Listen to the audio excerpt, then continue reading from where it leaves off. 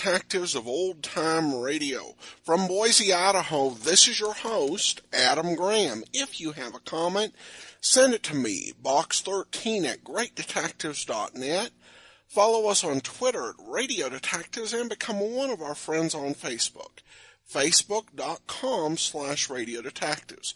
Before we get started, I do want to remind you, particularly if you don't have an action-packed expense account of your own, to remember JohnnyDollarAir.com when you travel. JohnnyDollarAir.com is a Priceline affiliate, so you get all the benefits of going through Priceline, such as being able to name your own price on hotels, rental cars, airline tickets, and even more, or choosing from several great published fares.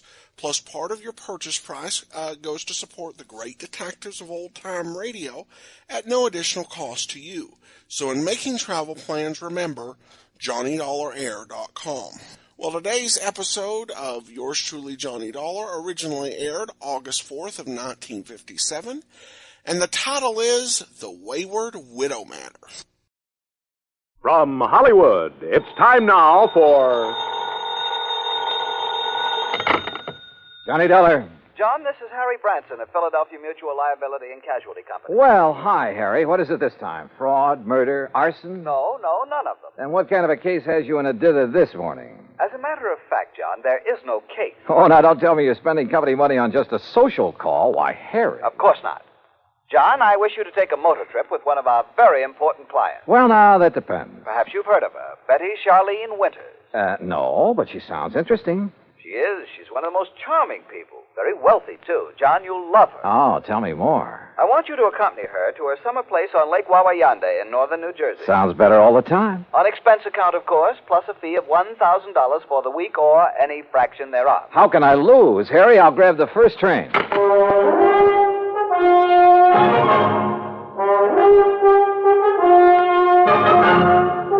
Bob Bailey in the exciting adventures of the man with the action-packed expense account. America's fabulous freelance insurance investigator. Yours truly, Johnny Dollar.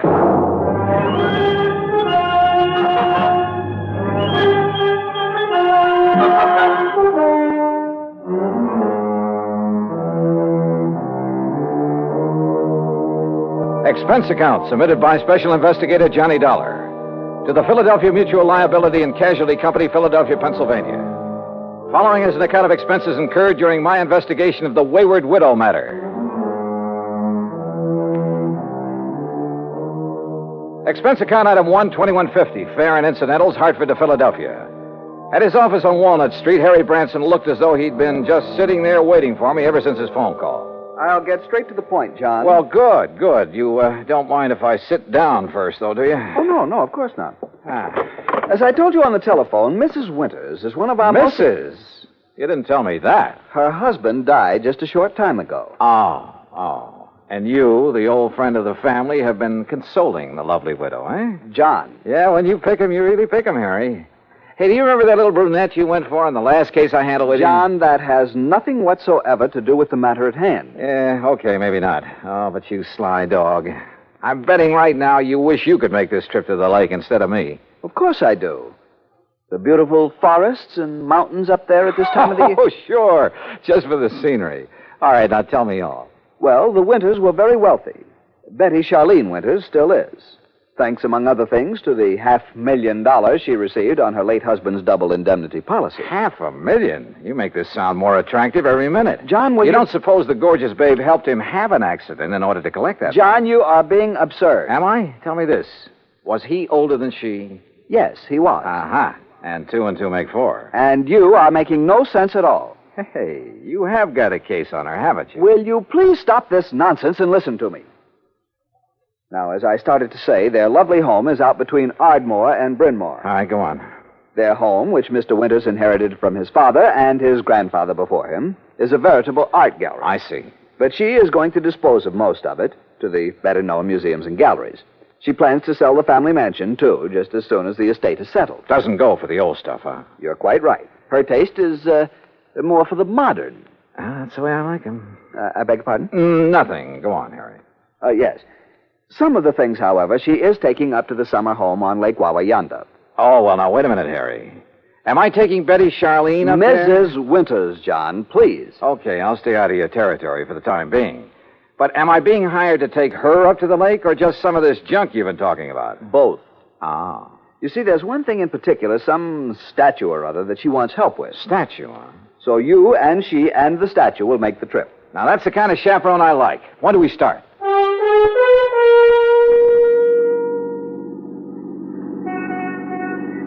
I must confess it's quite a relief to get out of that office for a while. Oh, don't try to kid me, Harry.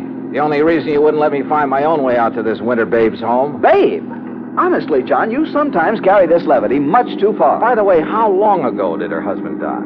About, 4 months ago. Oh, brother, you don't even wait for the ashes to get cold, do you? John, I tell you that... What did he die of? Well, it was an accident. Yeah? In the car during a little trip that they were making south of here. He'd taken over the wheel from the chauffeur. They struck the abutment of a bridge over a tidal creek leading out to Delaware Bay. Oh? He was thrown out, and his body was carried into the bay. It was never recovered. And so our tasty little dish was left with $250,000 life insurance, a huge estate... John, I simply will not listen to any more of this sort of nonsense. Besides, this is the driveway up to the house. Lovely place, isn't it? It was lovely. There must have been over an acre of perfectly tended lawns and gardens. And in the middle, atop a slight rise, was the main house, built of solid white stone of some sort. Old, too, but in beautiful condition. This was wealth, all right, and plenty of it. Harry's year-old car looked almost tawdry in this setting. We stopped, went up the broad front steps and across a wide porch and rang the doorbell. Yes? Oh, Mr. Branson. That's right. Mrs. Winters is waiting for you in the sunroom. Thank you. Come, John. The butler led us through a large reception room, a huge living room. Both of them hung with beautiful prints and paintings. Through the walnut-paneled library with its high ceiling and hundreds of leather-bound books. Finally, after passing through a long corridor lined with statues and magnificent vases, we entered the spacious sunroom. There, standing in front of a chair at the window, was a chauffeur. And in the chair sat Betty Charlene Winters. Mrs. Winters, may I present Special Investigator John Dollar.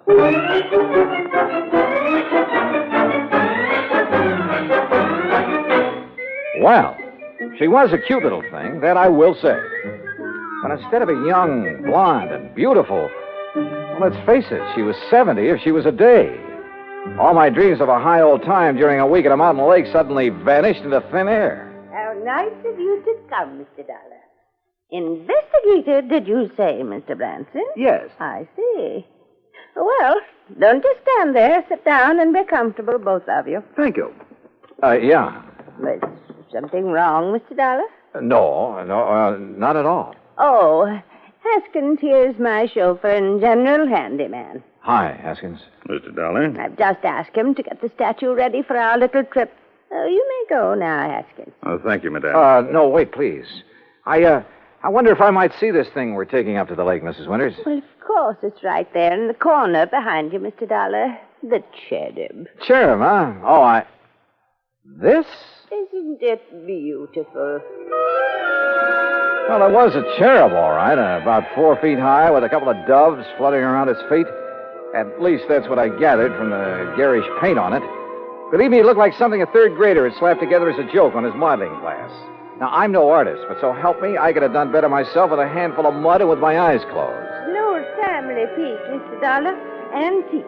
I started to say what I was thinking, but then Haskins lifted the atrocity off its pedestal and left with it. Haskins has made a special box for it.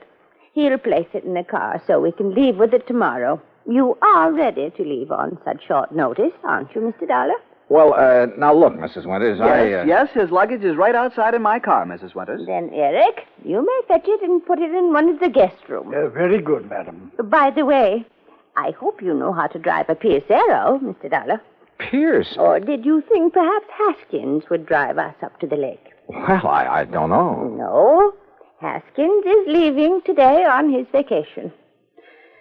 And I wonder if he will come back. Why do you say that, Mrs. Winters? Oh, I've been having some trouble with him. Oh? I thought you were always eminently satisfied with Haskins. Until recently. Until the death of my husband. He's been... Well, if he doesn't come back, I shall have to replace him. But now, Mr. Branson... Yes? You're a bit of a rascal. You didn't tell me you were bringing a detective to go along with me. Investigator, Mrs. Winters. Insurance investigator. Since the company wouldn't permit me to issue any special insurance on that thing... But I'd thought you were going to bring me just some strong bodyguard. I have known John for many years, Mrs. Winters, and I assure you... Oh, now, don't apologize. I think this is fine. I just hadn't expected so much. Such a nice, good-looking young... But now come, Mr. Dollar, and I'll show you the rest of the house. We spent the next hour or so on a tour of the place, and Mrs. Winters pointed out the various works of art destined for specific museums and galleries all over the country after she moved out, after the estate was settled. Then Harry caught up with us and announced that Haskins had created the statue and placed it in the car. You know, I was curious about that car, so we went out to the garage and inspected it. It was a Pierce Arrow, all right. Vintage of 1928, complete with headlights on top of the fenders and as bright and shiny as the day it was made. When I tried to start her, it purred like a contented kitten. With a bass voice, that is. Along about 5 o'clock, Mrs. Winters, with a sparkle in her eye, announced it was cocktail time.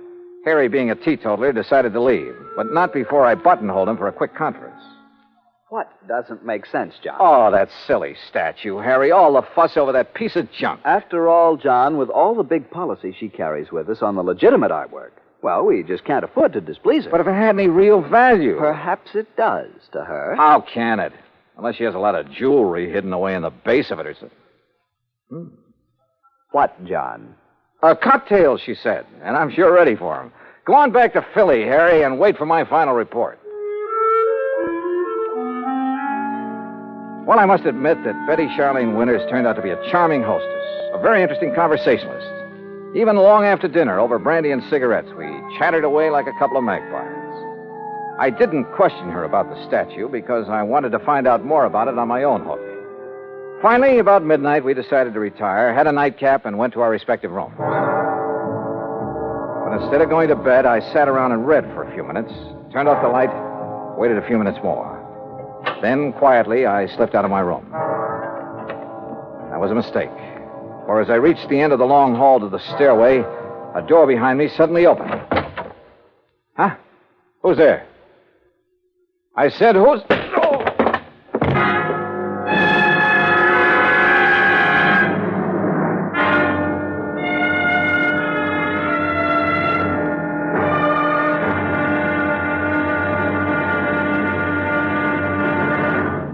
Act Two of yours truly, Johnny Dollar, in a moment. With the bigger, more impressive kaleidoscopic change of events on the world scene today, we sometimes forget the smaller kaleidoscope, the child's toy, with its ever-changing designs and color. The kaleidoscope is a fantastic experience for any child. That is, any child who can see. But what of those children who cannot experience the ecstatic pleasures of form and color in the ever-changing world about them? This problem has bothered many, and many such people have tried to solve it. One-time soldier in the United States Army, Robert Neiman, is one of them. Captain Kenneth Moyer, also of the Army, is another. Both men, while stationed in Japan recently, set about the task of raising funds for the purpose of providing eye examinations and operations for sightless Japanese children. In return for this gesture, Japanese eye surgeons did not charge for their services. For those children who could not be cured, Braille typewriters were purchased and donated for training purposes in the hope of giving a few more people useful lives. Both Neiman and Moyer worked independently of each other. Neither knew of the other's interest in such a gratifying project. Both have continued the work with enthusiasm. The results of their efforts, when a blind child sees again, or perhaps for the first time, that is their reward. For a child, as for an adult, new sight leads to understanding. And understanding is a building block of freedom, the right of all men, everywhere. And now, Act Two of yours truly, Johnny Dollar, and the Wayward Widow Matter.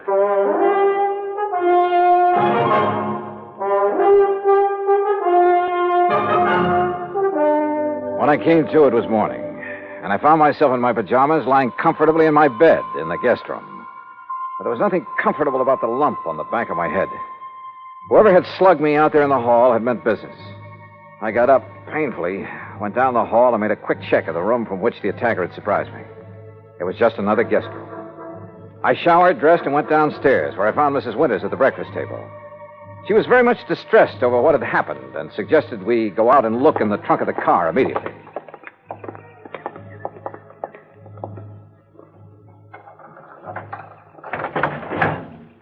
There now. Do you see, Mr. Dollar, the box with the statue in it hasn't been touched. I don't understand it. Where is your chauffeur, Mrs. Winters? Why, Haskins left on his vacation last evening. I thought I told you. But surely you don't think Haskins... Well, you said you were having trouble with him. Maybe we'd better open that box to make sure that... But it hasn't been touched.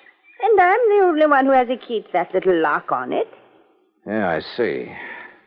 But now it's pretty logical to assume that whoever slugged me last night was interested in... Hey, Mrs. Winters, how long has Eric, your butler, been with you? Why, Eric, the dear boy, has been with me for nearly 30 years. But good heavens, you surely don't suspect him of anything like this. He's a very fine person, Mr. Dollar, and a perfect gentleman. Oh, certainly more of a gentleman than my late husband ever was, in spite of his money. Oh? I must confess that although his death was a terrible shock, life has been a great deal easier for me since he passed away. Just how do you mean that, Mrs. Winters? No, well, why talk about it? Something that... Oh, why not talk about it? I married Charles for his money, Mr. Dollar. I'd never got any further than the front line of the chorus until he came along. Would you believe that I was a chorus girl? Well, as a matter... And the wealth and the luxury that he could give me was very attractive, was very satisfying for a long, long time. But for the past 10 or 15 years, maybe more, he insisted that we just stay penned up in this musty old museum he called a home. And what happened? Well, all our friends were traveling around the world, seeing new places and new people. We just sat here looking at four walls and at each other, except for a couple of blessed months up at the lake. You'll love the place up there, Mr. Dollar. It's new and fresh and modern. I had it built over his protests. Young people came to see us, and it was such a relief from a... Well, I'm sorry. This must be so boring for you to hear. Not at all. Now, look.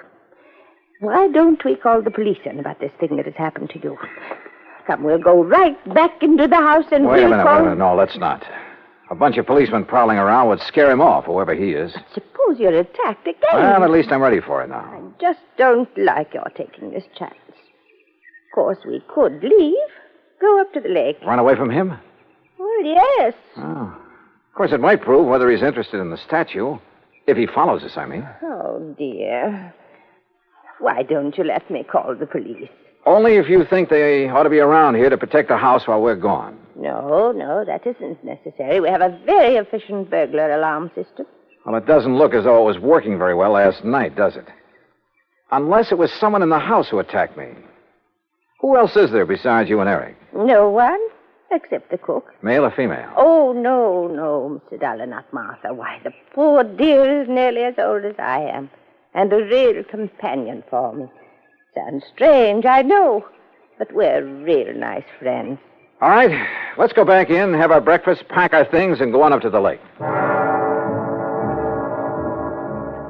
Eric, who served the breakfast and whom I hadn't seen since dinner last evening, kept giving me a rather strange look. And as soon as breakfast was over, I quickly stuffed my things into my handbag and headed down to the garage. Eric was waiting for me there. He insisted that he put my things into the trunk of the car, which killed any chance I might have had to pry open the box with the statue. I started to question him about the night before, but as it turned out, my questions were quite unnecessary. Yes, Mr. Dollar, it was I who carried you back to your room and put you to bed. Oh? You see, I was making a final inspection of the house, as I always do after everyone else has retired. I'm always concerned about the many valuable things we have. I don't blame you. Well, I was on my way up the main staircase when I heard you fall. I was slugged. Forgive me, sir, but when I found you there at the head of the stairs, I thought your condition was due to... you must pardon me, sir, but was due perhaps to having imbibed too much brandy after dinner? Not a bit of it. Somebody barged out of that guest room and struck me from behind. But I saw no sign of anyone else about. You're sure? Most certain, sir. Was this fancy burglar alarm system you have turned on? Yes, sir. Well, then whoever did it either stayed in the house until this morning or knew the place well enough to get out without setting off the alarm. But I don't see how that would be. Have you called the police, sir? No, and we're not going to. Mrs. Winters and I are leaving for the lake just as quickly as possible. But don't you think this is sufficiently serious to warrant... Don't forget one thing, Eric. It was pretty dark in that hall. The attack might have been intended for you. Good heavens. But why, sir? I don't know. Oh, dear. Oh, there you are. Eric, you may fetch my bags from my room while Mr. Dollar and I planned the trip. Very well, madam. Oh, you don't know how glad I'll be to get there. Such a relief from this place. And all the things associated with it. I'll be so glad when Charles' estate is settled and I can sell this old house and just Martha and I can stay at the lake. Oh, I know all the paintings and things are all very fine and valuable. But I'm so tired of looking at them. Well, then why do you take this so-called, I beg your pardon, the statue up to the lake? Well, this is different. Oh, yeah, I'll grant you it is a bit different from the other things that... Oh, well, let's talk about it along the way.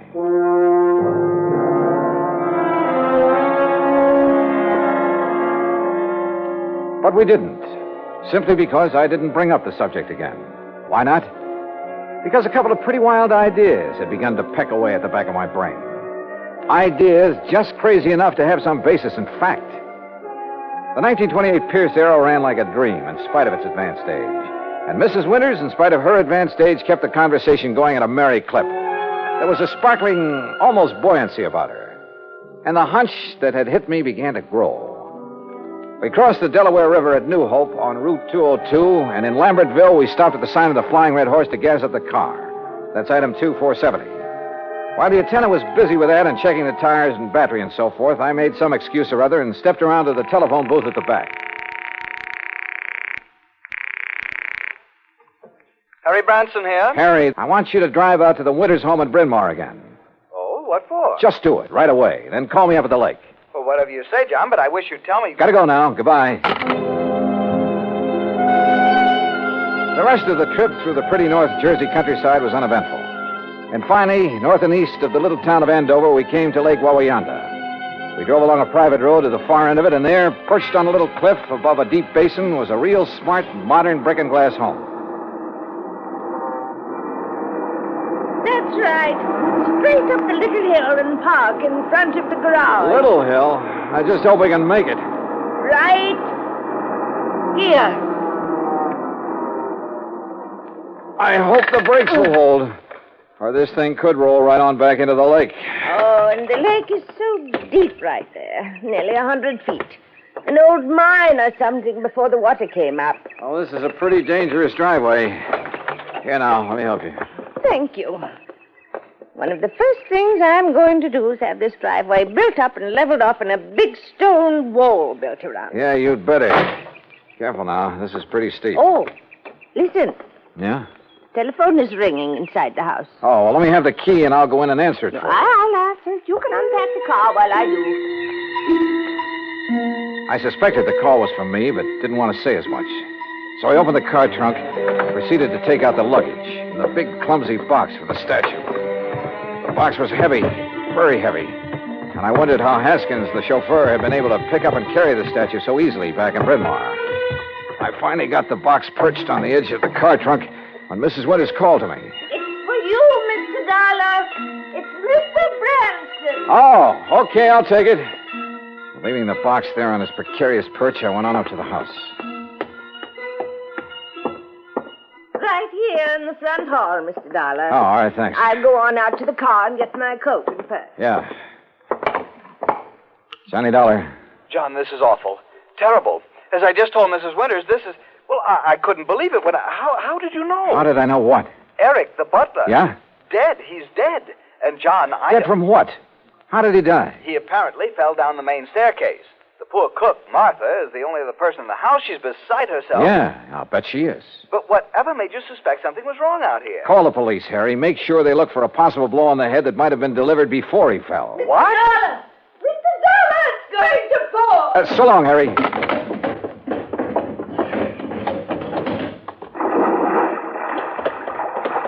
Oh, dear. Oh, Mr. Dollar, oh, dear.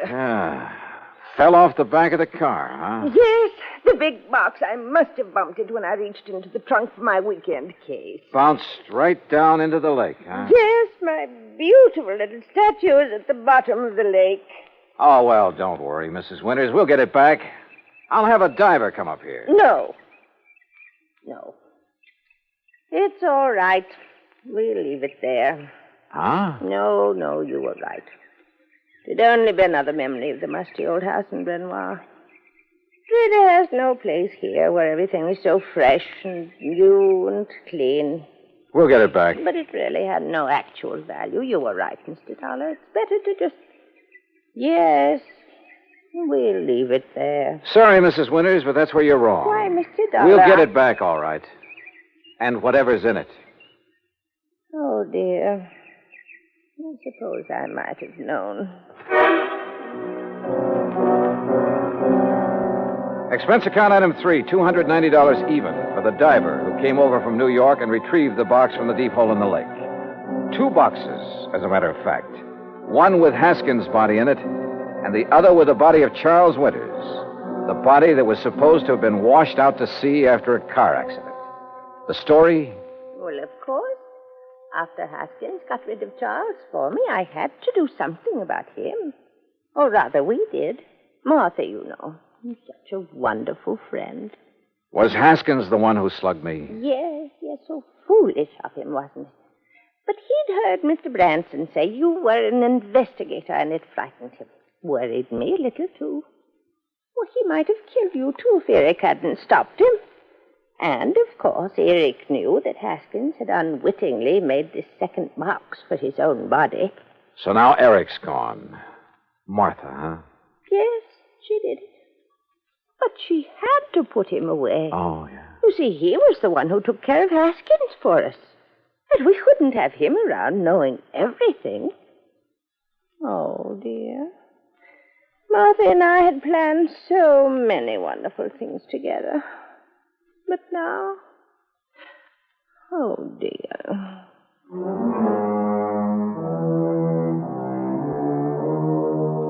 Expense account total, including incidentals and transportation back to Hartford, $365.50. Remarks? Well, I'd rather not say how I feel about a case like this, Harry. A whole crime wave by a couple of apparently sweet old ladies. The legal procedures, and there'll be plenty of them, are up to you and the company, as well as recovery of the insurance paid on poor old Charles Winters. Hey, next time, give me a case that doesn't turn my stomach, will you? Yours truly, Johnny Dollar.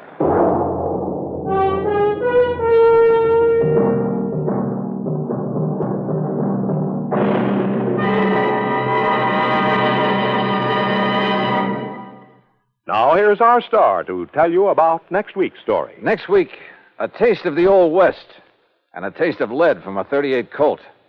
Join us, won't you? Yours truly, Johnny Dollar.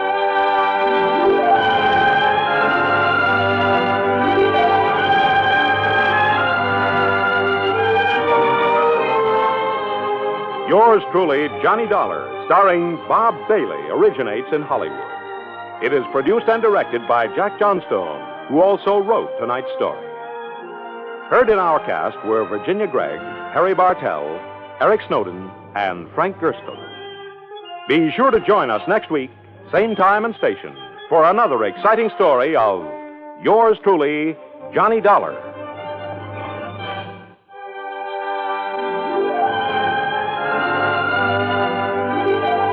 This is Joe Walters speaking.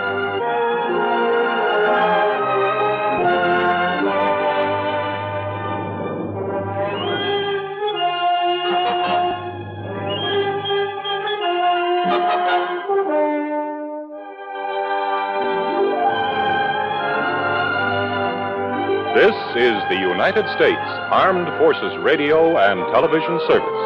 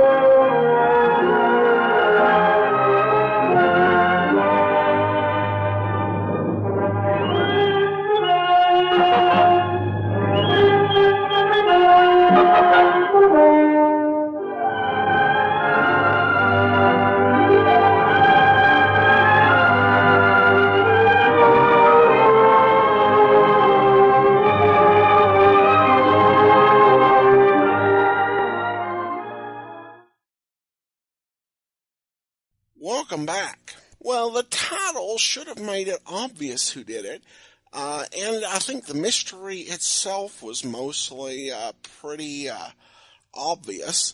But I will give Jack Johnstone credit. He threw in some pretty good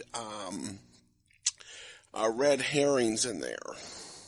One is the change of age. I think, particularly with what Johnny was expecting, her to be the scheming young widow who he'd come to expose, and found out that she was a much older lady. So that kind of threw things off. And then when she offered to call the police, the thing, of course, was that really pointed to her is that we know this is Johnny Dollar. There's some nefarious goings on here. And of all the people in the house, she's the only one we get to see enough so that we might think that she actually did it. But still, there was a question as to what she did and how Johnny would catch her, so that gave the show a certain sense of suspense. Virginia Gregg did a great job, and this is a different voice than what she normally does. I was actually not sure it was her on listening to this the first time. But indeed it was, and a great performance, really a lot of charisma. And makes her even a little sympathetic when she's complaining about how boring her life was. Certainly not boring enough that we feel this was justified, but at the time I did feel a little sorry for her. And poor Johnny, and also poor Harry, who Johnny heaps some scorn on at the end, in probably his worst personal habit, which is blaming the people who give him cases when the cases go wrong. And Harry had no idea that it would go wrong. And I think at the same point, this is the type of thing that really does bug Johnny, because and this is one of the things that I think Johnny works through and manages to still be optimistic, albeit cautious with people. But obviously the circumstances were so twisted as far as he was concerned. I do appreciate that he really is bothered by some of these things, which makes him just a great human character. All right, well, on to listener comments and feedback, and we just have Bobby Lee commenting on episode 14.7, The Confederate Coinage Matter, who says, always a great episode when they talk about the South. Well, indeed, and I do think they've actually done quite a few Southern episodes of Johnny Dollar in 1957. Now, certainly, not all of them would be approved by Southern chambers of commerce, but they've certainly been interesting programs. All right, well, that'll do it for today. We'll be back tomorrow with Dragnet. Join us next Friday for another episode of yours truly, Johnny Dollar. In the meantime, send your comments to box13 at greatdetectives.net. Follow us on Twitter at